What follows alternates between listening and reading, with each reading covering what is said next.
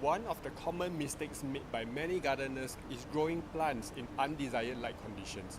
Sun-loving plants generally need 6 to 8 hours of direct sunlight in order to grow well.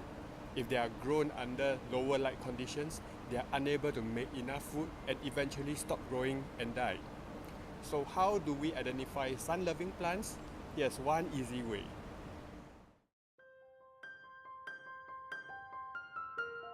Sun-loving plants can be easily identified by the colors of their leaves.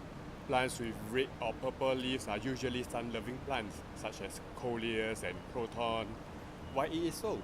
That is because the red coloration on their leaves acts as light filters. A normal leaf is usually green in color because of the substance called chlorophyll, which is essential in photosynthesis, allowing plants to absorb energy from light. It absorbs all colors of lights and only reflects green, producing the green color on the leaves. Under direct sunlight where light rays can be very intense and too much for leaves to handle, so plants develop red pigments to filter away some amount of light. So they have red pigments right on top of the surface of their leaves so that they only absorb the blue light, which is enough for plants to make food. This is exactly why most colorful plants are sun-loving plants.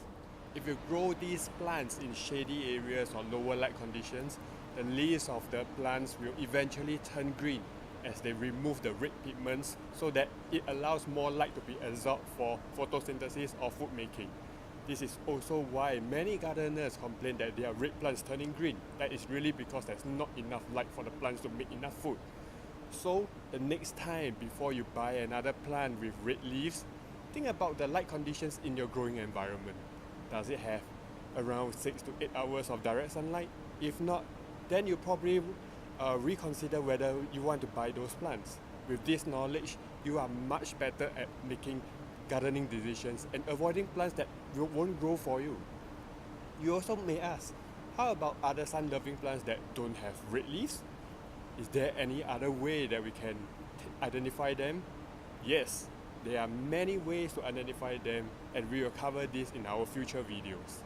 If this is the first time you are watching my video, be sure to click on the subscribe button below and check out all the other videos on my channel. Until next time, I will see you in the next video.